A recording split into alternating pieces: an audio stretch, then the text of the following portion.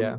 You're like, I remember years ago when we were like hanging out on the like outside of the weird like Christian Science building in Boston. Like they have Yeah. that big lawn, and we were like hanging out there on some like June night or something, and you were talking about working through like Gradus ad Parnassum or something. I think at Yeah. that time, maybe it I was was late. doing that a little bit, but I was not that serious about it at that time. I was like really fooling around. This time to warm up for this, I like worked through like Peter Schubert's Counterpoint book as much as I had time for. Like that'll have to be a hobby for the next like species counterpoint takes forever to actually learn. That's something that I learned is like, these people were doing this the way that we did jazz, or like the way that I did jazz when I was a teenager and the way you did it at school. It's like it was all they were doing, you Yeah, know. There's choir boys just like, and there were some theorists were like, oh yeah, like writing species counterpoint is total bullshit. Like you can't, I think it might have been actually Palestrina. It was like, you can't be a composer unless you could improvise species counterpoint against the wow, cantus yeah, firmus. That was like his, or that was that, or some, it was one of either one of the great composers or one of the really respected theorists of the time was like, yeah, you need to be able to improvise this or you're totally screwed. Which is crazy. So yeah, like species counterpoint. It's funny that they try to teach it to you in college though, because it's like you need to actually write music for it to have like any meaning at all. I guess it's like cool because it teaches. I feel like it's more of an exercise for like I would do with elementary school students to like teach them how to like read music. You yeah, know, that's what it feels like species counterpoint should be for. Is like how do you read music and like here's what intervals sound like and here's like dissonance treatment in a way that's like really logical. So like if yeah. the kid is not like super musically inclined and doesn't have like amazing ears from the get-go, they can actually like develop some sense of how music works in like a very, very contained space and how harmony works, and like with actually being able to like parse everything that's going on because it's just two sounds. Yeah, I mean, I do like. I think I think it was really good for me because I mean I was so ready for all of the music stuff by the time that I got to music school because it was like withheld from me for 2 years at Oberlin and I was just like teaching myself and then I was like, oh my God, all the answers. And I think the way they taught it at NEC was cool because it really led into like what other schools I guess we call like music theory one, but at NEC they sort of in a historically informed way called tonal practice one, which kind of That's differentiates good. like this is music theory. It's like no, this is a specific thing in a specific time and place. And so by the time that you got to like triads, you just had this like, oh my God, like this is like wow, incredible. It's like you've been Yeah, working for it for so long that like you discover the triad and it's like a big deal.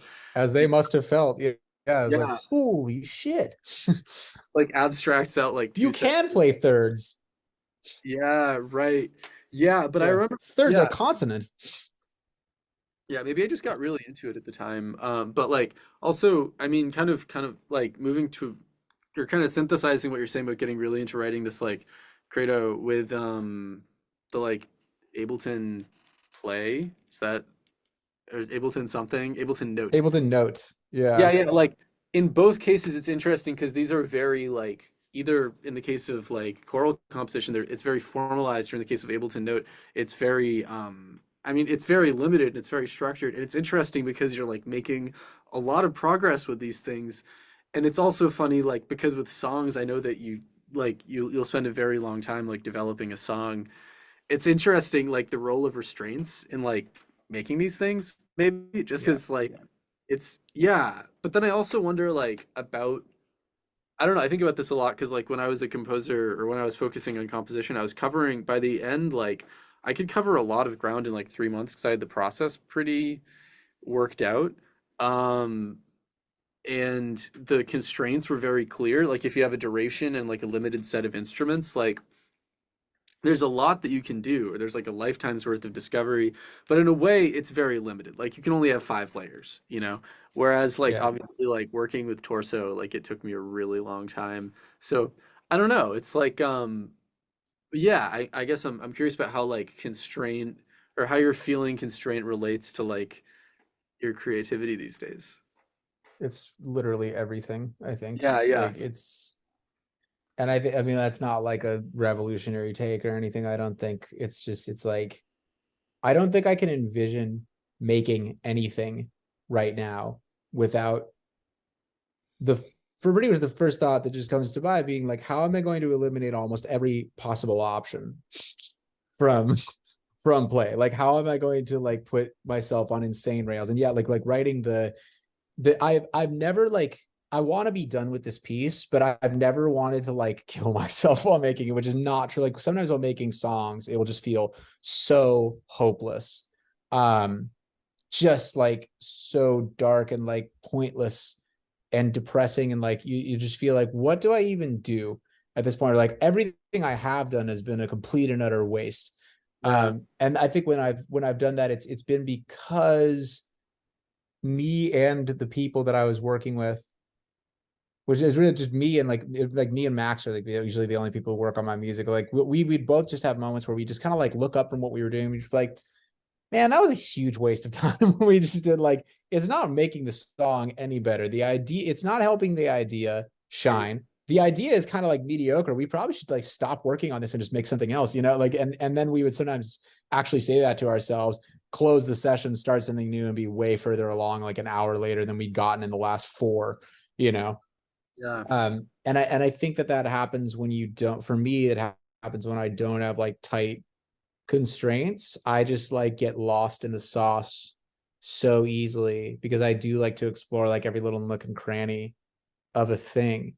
Like with the guitar songs, there are songs that I still haven't like put out that I have what I would say is more or less like a final version of, because I just decided this is the last version, because I gave myself permission for about 2 years to make 5 versions of a song, you Right. know, and then just, and like I'll look back, I have videos of myself writing all these things, and like I'll look back and listen to some of them. I'm like, why did I feel the need to write more than that? So I'm starting, it's like I need to almost constrain more than that. It's almost going to be like, look, you get 2 chances or something, you know, like with some of these things, it's like you get to limit the number of options I even allow myself to create. Because there are certain things where I listen and I'm like, there's no reason that I needed to rewrite this entire thing. I'm glad I did that time because of what I learned, but it's like going forward, I haven't hit the point. I am like basically at this point just feeling that I need to go ahead and just make an enormous amount of stuff and stop trying to make a thing good. Right. Because but I gave myself permission to prove to myself by experience and not listen to anybody else say that that's like, you know, people like my teachers whose music I don't care for maybe, or like, you know, other like people my age, we don't know any of this stuff until we do it, or like people on YouTube, whatever, like, or people in a book. Like I was just like, I'm not gonna trust this unless I find out for myself. And so it was Right. about 2 years of spending like a lot of time. And the pandemic helped a lot because I had all that time. There was no pressure to really do anything. And it was like, I found out. I was like, yeah, I have rewritten, you know, song A 5, 6 times with different, completely different ideas, different tunings, different things. It was always the guitar. That was my one stipulation there. Is like, it's going to be guitar and voice. Hmm. That's what it's going to be.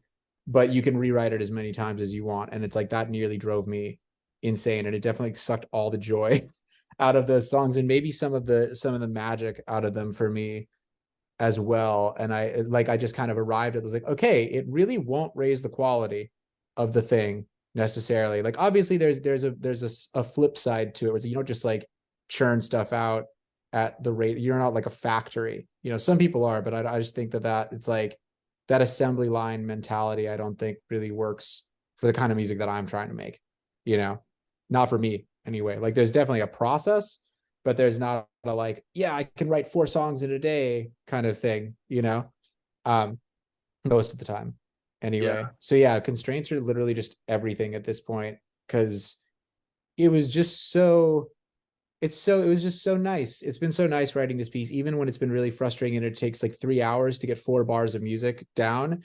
Yeah. The whole time it feels like a game I can win. And it also feels like a game where there's like an off ramp, you know, where it's like at some point, you know, the downbeat's got to be a third, a fifth, or an octave, or a sixth. Those are literally the only options. Yeah. And like that's, and it's like prioritize, and it's obviously like mostly that's above the bass. And then it's like, oh, and then you go to the next beat. It's like, well, you can't do X, Y, and Z because that's going to be parallelism. So there's only one direction this voice can go in, and it can go by a step or it can go by a skip, and that's all you can do, you know? And so then you just end up choosing the most musical seeming thing Yeah. out of those options. And then you realize how unbelievably brilliant all of these people were, that they I mean, they naturally worked within these constraints. That's just the way that they learned and heard music, and it wasn't developed as a rule book, right? It was developed the way that we develop music, whereas people sitting around and going, no, that doesn't sound good. Do this Yeah, yeah, instead. yeah. This sounds better. And everybody go, oh yeah, that does sound a lot better. And then like, some genius like Talus or Palestrina or Machaut like comes out with something unbelievable, and everybody's, oh, that's how you're supposed to do it. And like, I definitely have not, in my best moments in this piece, maybe I'm like evoking some of that, and it sounds like the piece could have been just like something that you pulled out of a book from like one of those libraries, like you just found it in a codex, which like I enjoy. But Yeah, the whole piece doesn't sound like that. Like it's not, and that's what it's like. Some of those pieces is like every single phrase is a masterwork, yeah, and it comes across so effortlessly that it doesn't seem as spectacular as like Bach, right? Like it doesn't, and I mean, and maybe Bach doesn't do it either to people though, unless you're really listening. But like Bach, it just clobbers you. I guess like Goldberg variations don't. Like Goldberg variations, like, oh, this is nice music. And then you dig into it and you're like, what in the world? Like, yeah, how can you be that smart? Like how like it is literally just like divine inspiration, or like some Mozart's like that too, where it's like it doesn't seem like a very big deal. And then you look into it and you're like, whoa, that's like really messed up how good that is. Like it would be it's really difficult to do something yeah. that good and make it sound so easy. So yeah, it's everything. I feel like I'm gonna do more species counterpoint as like a hobby this year. It's very soothing, you know, just Cool. writing two voices and like it's like a crossword puzzle. Wow. Yeah. So yeah, it's everything. So I'm just thinking ahead now to the songs that I want to make. It's like, okay, how am I gonna constrain myself there? With the song I made with Max, it was the beat gets made at Ableton Note. We do very little to add on to or change that. Like we're trying to really just like make the song off of that. Really, it's like a 1 bar loop a lot of the time and try to stretch that into 3 minutes. And we only use the computer. We don't play any instruments. We use the computer and sing. Yeah. Yeah. Um, that's the game. Like I won't even plug in a keyboard. It's like we do everything in Ableton and try to make all the musical events happen just by like doing things with a mouse and a keyboard. And that's going to be the constraint for that. And maybe we'll have to go further too. Maybe it'll be like, Ableton stock plugins and sound toys only, because Right. at this point, Ableton stock plugins is insane. Like it's Yeah. so much stuff Really crazy. I've like that just I've spent never used. the last 9 months, and it's like it's wild. But actually, in a way, Beautiful like instrument. yeah, like there's some similar stuff that I can relate to there with like with Torso. When other like for the tracks that other people mix, there's some like Logic stuff there, whatever plugins they had, because I was just like, I don't know how to mix things professionally. I have to like watch other people do it. But for the tracks that I mixed myself, it is just like stock Reaper plugins. And so even with the EQ, like you can't see the live EQ thing. And I had like a 16 track like parametric EQ. So I had it really like I had to really learn it the hard way. Like it That's was dope. Yeah. Like that's in a way that's great, because the parameter, those like those graphics are bullshit. Like they're always fake. Like you shouldn't be looking at them unless you're like maybe just looking like, the frequency like the spectrogram to like see a specific frequency and making sure you're hitting it. It's like, yeah, you have to be using your ears, right? So those things, that's a great constraint, right? Like yeah, that's but I the kind will of thing that's say like, you got rid of nothing useful. It was literally just a detriment, but it's like a yeah. detriment that's just there by default in all sexy digital audio workstations. Yeah, but now that I actually can see that, everything does sound a lot better. But it's like, 'cause I really got my vitamins, like I ate Yeah. all I became healthy Yeah. and Well, and some of those equalizers are better than others too. Like so like just some of them, the spectrometer kind of sucks. Like the same with like, I think there's like some like emulated compressors. Like I know the VU meters are like really bad. Like they're not actually showing you like the actual compression that you're going to hear, or even like anything that's from like a digital data perspective really accurate. It's kind of like fudged. right. So yeah. Okay, I've got one other thing that's related to process. Just because I had a similar experience too with like composing where like even though I was kind of working with my own techniques, like I wasn't writing like Counterpoint, although some of the stuff was influenced by Counterpoint, definitely like that piece Mutual Horizon B. Like I think because like basically it's like when I started writing a piece, I'd have a very clear idea of what the piece needed to be, and I couldn't really start writing the piece until I had some like internal like intuitive sort of like existential like urge to like make this thing, and then I had to make a lot of material discoveries along the way, but it was very limited. And what I'm finding now that I've kind of gotten rid of the sort of the constructive limitation that is like a limited number of classically trained musicians playing, acoustic instruments, like presumably in a space and reading from a score. And I'm kind of back in the space of like anything goes.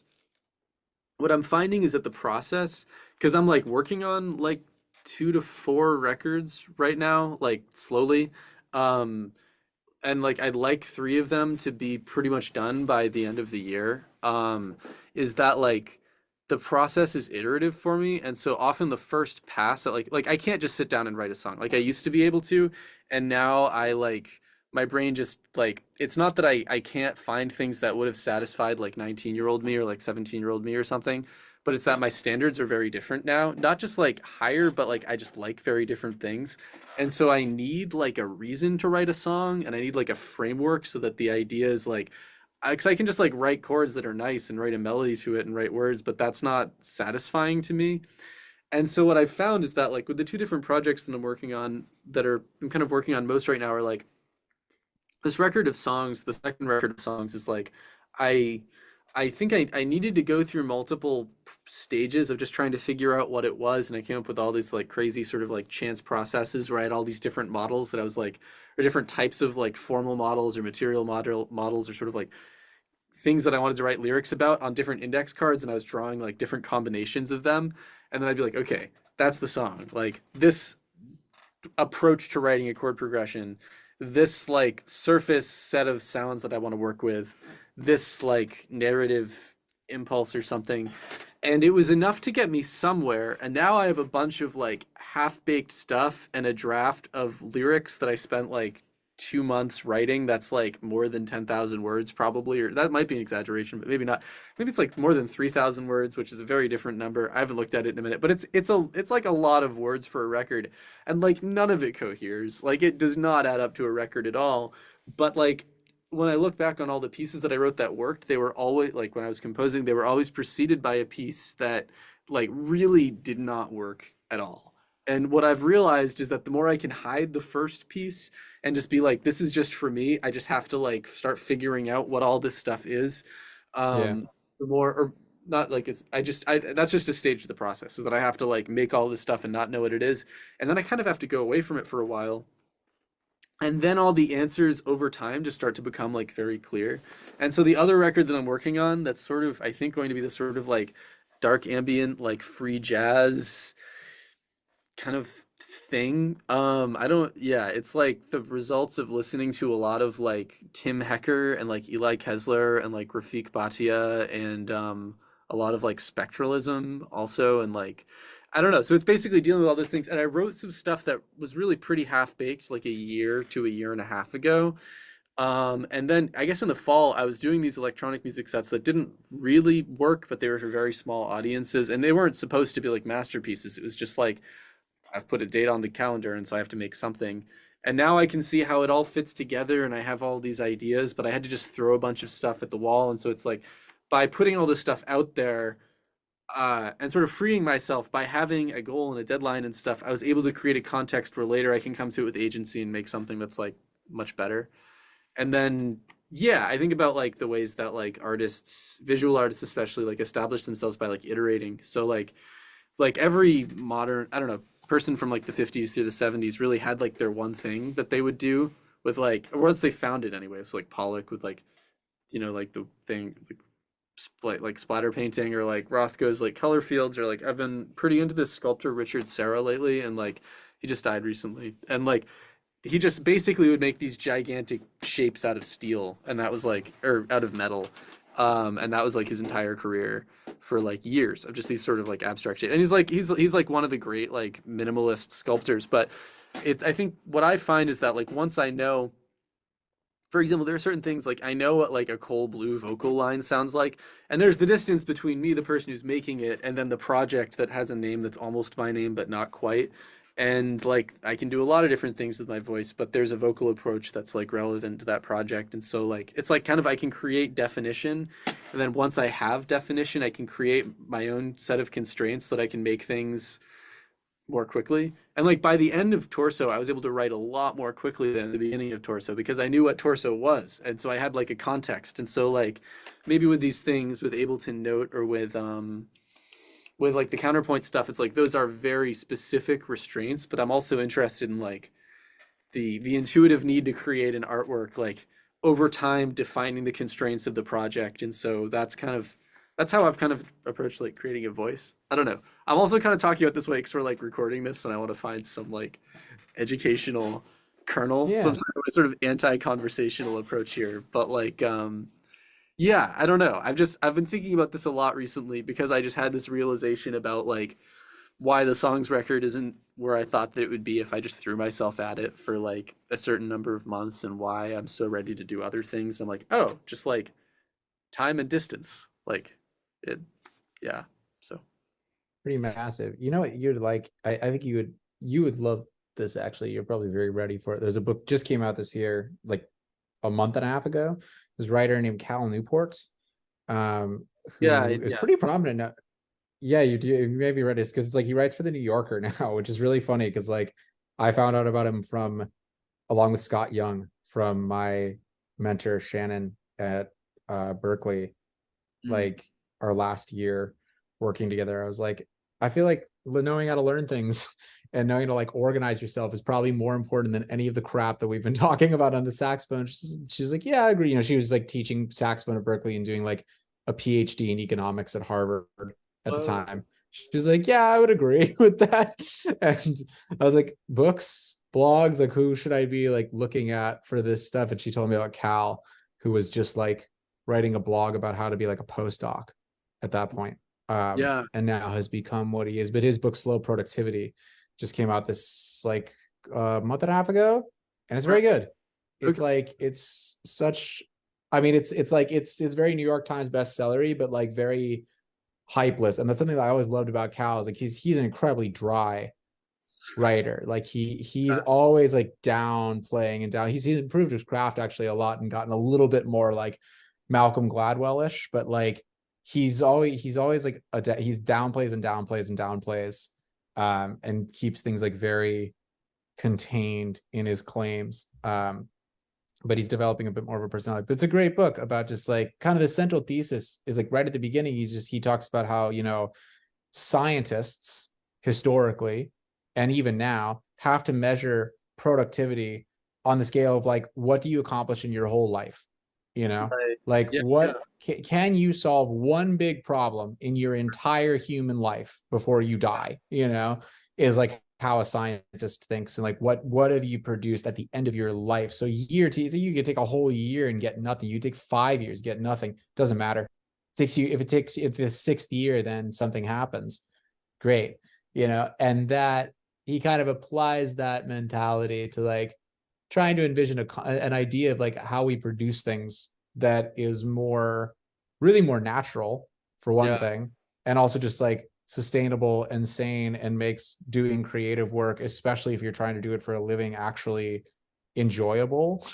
Yeah. um and if you're not trying to do it for a living, or what, regardless of like what your goal is, just kind of making making a case that the way to get to work that matters to you or anybody else is by taking a very, very measured pace, that there's no rush, and that it's just kind of endemic to good creative work that like you need time away, you need stops and cold starts. He uses hilariously, his musical example is actually his two musical examples, Hamilton and Jewel. I don't know. um Cool, but I have heard him talk about Lin-Manuel Miranda. yeah, he loves talking about Lin-Manuel Miranda, but it's like, you know, Hamilton's success, if you, it could definitely be like there's a huge part of that that's just like it took him 7 years to figure out what it was going to be, Yeah. you Yeah. know. And a lot of like very successful creative things that are, especially anything that's like different than what's on offer in that market, it typically takes forever to figure out. He also talks about Sergeant Pepper's actually, which is an interesting like twist and things. But yeah, it's like it took him 7 years, and it was like he was doing all kinds of other stuff in the meantime. And so like, but a lot of what made that musical good for what it is and like successful is being able to come back and take a look at it with fresh eyes. And yeah, like I know for me for sure, it's like it always feels like there has to be two things at the Right. same time, or even three going, so that you can kind of like walk away from something and then come back and look at what you were doing before, and then everything is suddenly clear. You're like, oh wow, like you don't even remember the ideas that you had sometimes, or you only remember the best idea, or you're like, ah, that's what's going to make it do something. Yeah, That's what's going to like get the song done, or like I should actually sing this way. And I just would never have realized that if I just kept singing take after take after take. I had to like go away for a month and go sing in a choir. And then you come yeah, back and you're like, oh, actually, I could do this instead, you know? yeah, So yeah, yeah, I feel you completely. yeah. Yeah. Um, Constraints and a certain rhythm are yeah. It's also like, very like yeah. Sorry, go ahead. no god. Okay, yeah. Well, what I was gonna say is that like I think the place that I kind of break from Cal Newport is that like actually something that was very wrong when I was composing was that like I was very patiently and methodically working my way down a path that my gut was telling me was not right for me, but because I was going very slowly, I was able to sort of override the feeling that something was not right for like a long time. And like now, I mean, I'd like to get back to composing that way at some point, but I didn't want to go into a doctoral program or anything like in my, in my like gut. And like eventually I was able to listen to that, but there was a danger in going very slowly and being patient with myself and stuff. And I think now, like one of the things that I learned from New York where I was kind of experimenting with like just like not being grounded for a while, basically just trying to let go of all senses of like grounding, which was like 2022, which was a really awful, emotionally a very awful way to live. Like, but honestly, I would recommend it because I had to like I felt this need to just sort of like um this is heavy, but kind of sort of like constructively obliterate like large pieces of myself that like needed a lot of work. And I don't know. And I feel like that is also more of like a thing that's you can do a little bit more when you're young. And I mean, I was taking a lot of risks in 2023. I mean, the studio too, it was kind of thought out, but it wasn't that carefully thought out. Like I feel like there was a time where I needed to just like go totally crazy and cover a crazy amount of ground in a very short period of time, like at the cost of my own like well-being. But I also feel like it kind of comes in seasons. And like I'm also kind of at this point where like the first 3 months of the year were devoted to certain things. I mean, a lot of March was kind of just like a wash. But now I have this big open stretch of time where I'm not planning on leaving the city, and I have a lot of time to kind of solve the problems that I'm dealing with. Whether it's like how to make the studio sustainable, or like how to build out the school thing, or or just actually like music that I'm making, or things like practicing. And I'm kind of figuring out how I want to use the next 3 months. And like right now I'm not at a point where I want to go really like I need to set a million goals for every day that are unrealistic and force myself through them until it because like you can do some things that way, but you can't do other things that way. And when I was living in the way that I was living in 2022 and 2023, I didn't do any serious deep creative work. Like I dabbled in a lot of things and I tried a lot of stuff, and that let me kind of break with the path that I was on. But it was like now I'm like okay, I like actually have to make good music again. So like you just have to slow down. I don't know. And so there's just kind of an existential thing that I feel a little bit differently about maybe, um, or there's like an extra caveat or something. But yeah, actually another Yeah, well, that's the thing I feel Cal doesn't really. That's something I've never really identified with, and I don't know if he just conceals it or if he's just like an exceptionally stable, incredibly boring human being. But like, yeah, he just doesn't feel that like he's not an artist, in the sense that in the sense of like he doesn't have the temperament of like he doesn't have the temperament of like there's zero volatility in him. It seems like at least the persona that he presents, but also when you look at his work and his life, it's like I don't know if he's ever experienced like deep depression or like intense anxiety. He's a very like leveled off yeah. guy. And it shows in his creativity. Like it's very, let's see, yeah, the wheel turns with him like incredibly slowly. Um, and so yeah, I think that there is a necessity in there as well for like some kind of more existential for especially for a lot of like musicians, people who kind of ply their trade on like being really, really sensitive to sounds and aesthetics and like being deeply affected personally by things that which the vast majority of people don't give a crap about. Even if the thing that you're deeply affected about is Taylor Swift, it's like ultimately almost nobody listens to Taylor Swift. Almost nobody actually cares. So it's like for us, there is something that's like you have to tend to that somehow, which yeah might just mean like losing your mind for a year and just like yeah just blowing up whole parts of yourself, just kind of like yeah cutting off like parts of yourself psychologically, or like allow releasing things, or like setting some controlled, hopefully controlled fires in your mental or like your psychological or kind of spiritual life to make a path for new growth. I don't know. Cal definitely doesn't work like that. He's a little more like mechanical, which there are certainly, I think, like some pretty mechanical artists, but I think by and large, more people with the kind of like artistic ambition are more volatile Yeah, and and I need don't to know like for me tend it to was, that somehow, you know? yeah, I mean, I don't know if for me it was really about emotion so much as it was the recognition that like it was, I guess it's kind of like speed versus depth. And it's like I had been slowly, patiently, and very effectively moving in the wrong direction. And so it was like, I need to try like a million directions and I need to, or, like I need to try like five directions and I need to like, which is not the same thing as a million directions, but like hyperbole. Okay. So like I need to try like five directions and I also need to have some sort of foundation for my life in New York, which means meeting a lot of people because like I Yeah. didn't really have the community that I wanted. So that meant like going out like crazy and like talking to people. And so then I was seeing tons of like going to like three shows on a Friday night or whatever. And Yeah. so very quickly, I mean that, and I was willing to be challenged by the music and challenged by the people and challenged by the perspectives in like of life that I was encountering with people.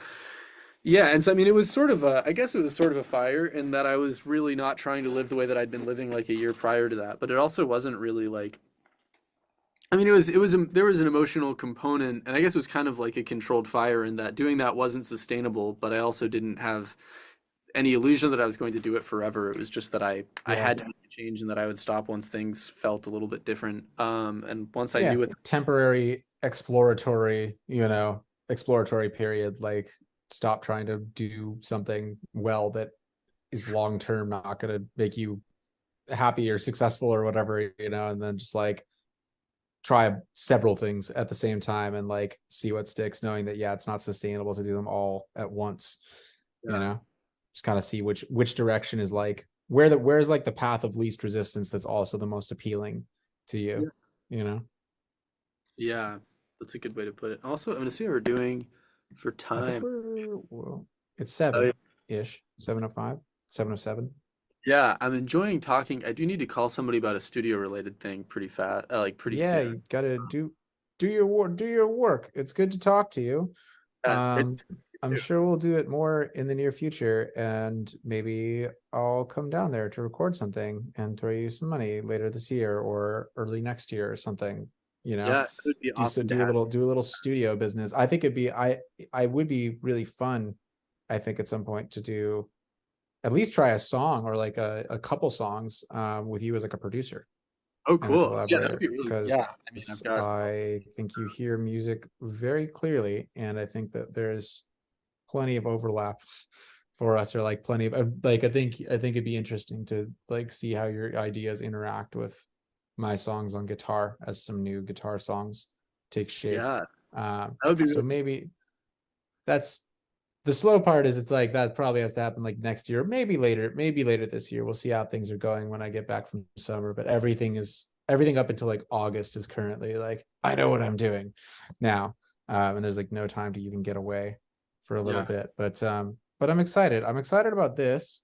I hope this is going super well. I'll be at these as often as I can, like whenever I don't have students at this time, which actually next Monday I might be able to pop to swing by and see who's around or chat with you if it's just us again, because it's the eclipse next Monday, and the like I don't know what they call it, like the umbra of the eclipse, like it goes directly through here, so we're going to get like peak eclipse for a very sustained period of time, like I think several minutes. The sun is going to be completely blocked out, and so the school that I'm teaching at, all the schools here are closing super early that day to avoid like any possibility of having like a student or staff member blind themselves on the school's time.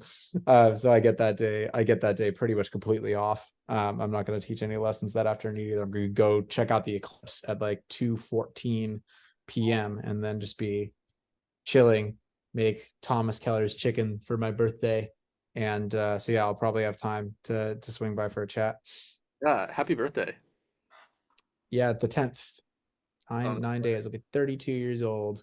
way. Nice. Feel like I'm already at the end of my life. I don't know. Like, It's or definitely at the end of a life, yeah. I'm you like know. yeah, I'm down to talk more about this. I'm pretty stoked for 30. I feel like Yeah, I feel like I'm yeah, I also I have a record that's coming out or I played on a record that's like coming out on like a label. So cool. that's like a good kind of like it's not like really my project. I was like a guitarist on it. But like I was doing all my like it was like prepared guitar mostly. Um, but it's so cool. It's like okay, like end of the decade, like living in the East Village, studio, like 3 records out, 2 of which are like my stuff, like working on Yeah, more. It's like I'm like, all right, like there's a lot more that's a beautiful ahead, thing. but like yeah, there are moments of anxiety, but there's a lot of gratitude. So Yeah, absolutely. I mean, like, how can there not be? That's another thing. Like the last year, like, just yeah, watching the world, like, how can you not be grateful? Even to have lived the life that for me, it's like even to have had the life that I've already had. When I get anxious, sometimes I'm just like, you know what? Like, if I just like died crossing the street, I could still look back on I would look back on so many like amazing experiences and like happy memories that lots of like some of my students are like just trying to get like a piece of that for themselves now by coming to like particularly students. It's like I think the reason that they're studying and also the reason that they want to talk to me is because like I've experienced something that they hope maybe someday they'll get to like taste a little bit of, you know, just in it's terms like of huh? sorry, I was just saying, is it like music related? Do you mean or Yeah, like yeah, I think yeah, yeah, just because we all I think all of us have we all took I think we take for granted going to like I mean elite music universities, screw that, but at the same time it's like I've never been around more amazing musicians than I was during yeah, that time in Boston, and unfortunately I think a lot of the people that we were around that were amazing have stopped making music or they've changed their music a lot to like try to find success in the market, and it's nowhere near as like honest and beautiful and fucking weird as yeah, it was when we were in school. yeah, Some people have like stayed the course, which is like awesome. It's like that's even better to see. It's like, wow, that's really gravy, and that's like super validating. But even beyond that is like just yeah, being in a community like that and finding a place in it yeah, and experience it, like genuinely experiencing mastery. Because and that's when I guess we could leave off on I had a lesson the other week with one of my old teachers because I just wanted to talk to him about this composition, which we talked a little bit about medieval counterpoint, and then a lot about a lot of other things. And he said, and it was kind of relevant to the medieval project. He's like, yeah, it's nice to remember that for every famous composer or musician that you're thinking of, there are 100 or 1,000 who are probably just as good or damn close that you've never heard of, that you'll never hear of, that nobody cares about. Like so you might be one of them, in the grand sweep of history and even the sweep of like near history, but it's like such a privilege to get to do this and to get to experience what we experience on like every level. That yeah, even though there's certainly like challenges, and yeah, like we live in a society and we have to deal with our societal crap, but it's like, man, considering what other people get offered and what other people experience and how much is stolen from others at a much younger age than we've even reached, yeah, uh I can't complain, or I can complain, but I complain with like a sense of awareness about that. And yeah, there's just like an yeah. enormous gratitude. But I think that also contributes to my feeling that I'm just like my life is over. It just feels like okay, well, what's left then? I don't know. So I A got to go different pick a mountain. a different adventure.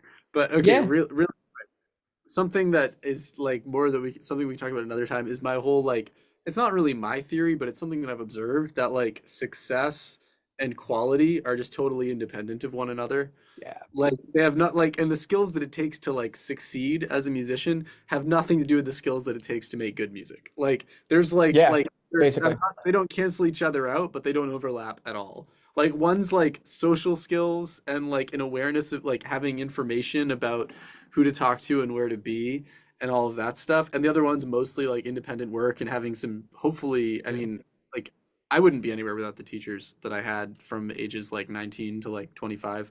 So like, Yeah, you know, community is huge. can like steer you in the right direction, or yeah, communities are like mentorship. But like yeah, it's like otherwise it's like pure luck. Like when this like PR thing, like when these like I don't know if I think I maybe told you about this a while We've ago, talked this like about it a little, yeah. when they reached out to me, it's like, oh, like this is just a completely different, like, oh, like I give them money and then if I put out music, then they like make sure that people hear about it. Like that's totally arbitrary and complete, like I guess I lucked into it. But like, you know, it's like that has nothing to do with being a particularly creative songwriter or like doing anything interesting in music. It's like anyway, okay, I should call this person, but like it's Yeah. yeah, it's I great should to go talk. organize Thanks for myself hopping and on. yeah, choose my projects. All right. I will talk to you soon. I might be, yeah, I should be around next week actually. So that'll be nice. So I'll see you then. Awesome. Yeah. Glad you're on the mend and feeling productive. See you soon, man. Peace. Yeah. Take care. Peace.